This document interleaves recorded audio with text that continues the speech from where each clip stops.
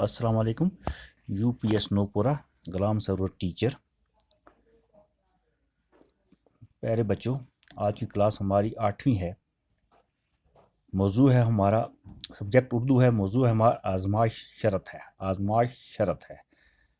आजमाइश के माने किसी को परखना या आजमाना, ये शरत है। ये हमारा आज का मौजू है। प्यारे बच्चों, किताबें निकालो, हम इसमें कुछ ये पढ़ेंगे। मुश्किल अल्फाज में बताता जाऊंगा, आप समझते जाना। प्यारे बच्चों, गौर से सुनना।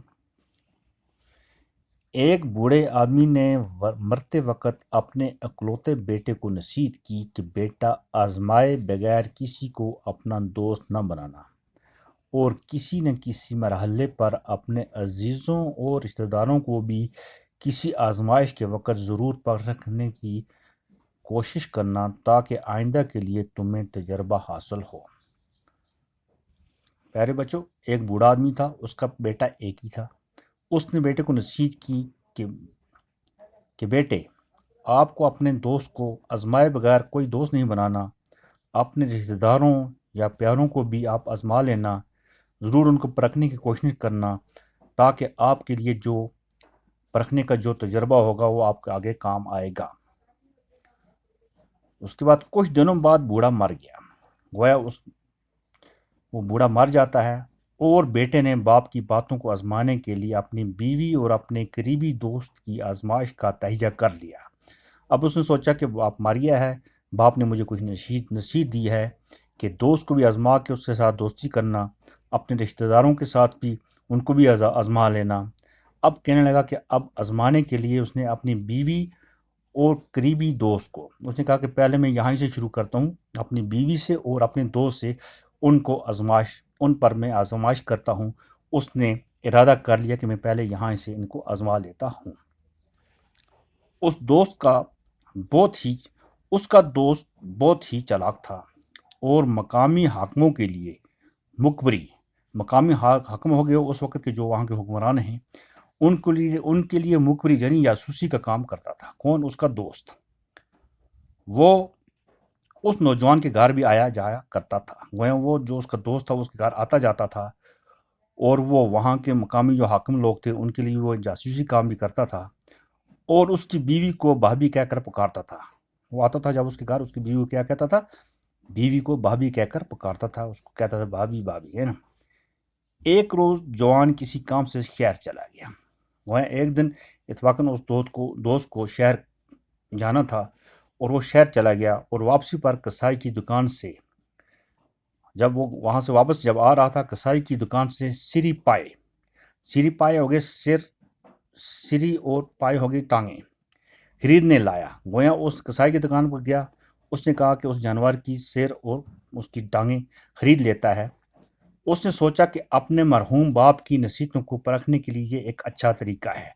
उसने कहा, जो बाप ने मुझे नसीहत की है, आज मुझे एक मौका है, मैं इनकी नसीहतों पर परखने का एक अच्छा तरीका है। उसने कहा, आज मैं इन लोगों को परख लेता हूँ।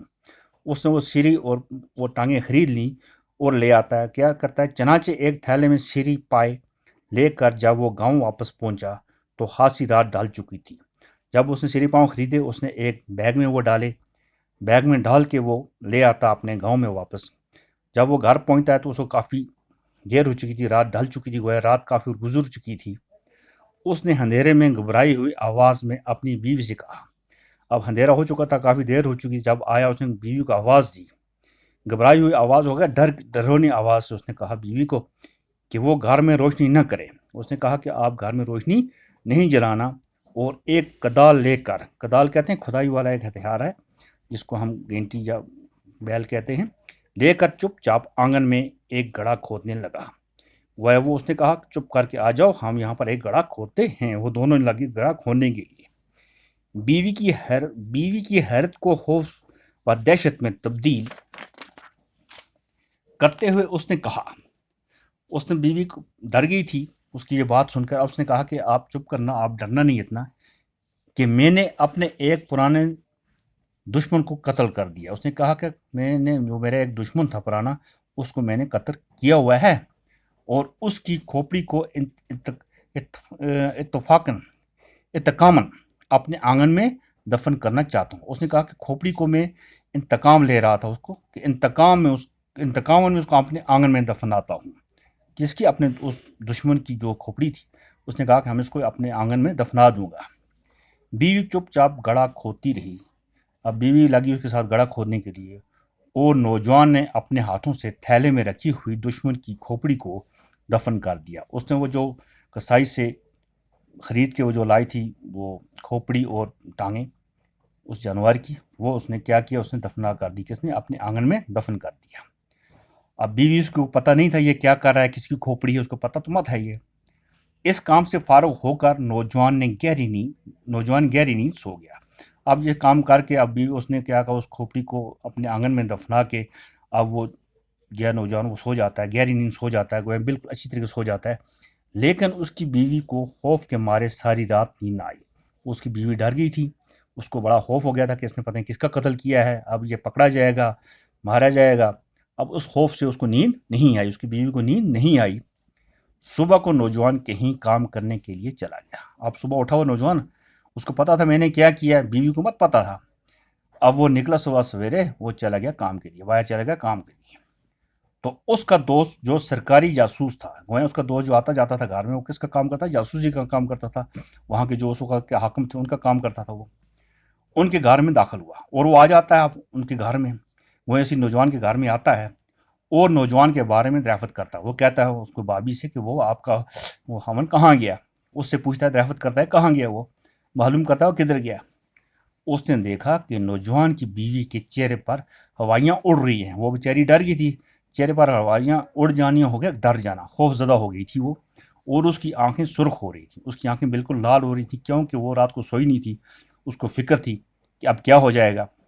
پہلے تو وہ سمجھا کہ میاں بیوی میں کچھ ناچاکی ہو گئی ہے۔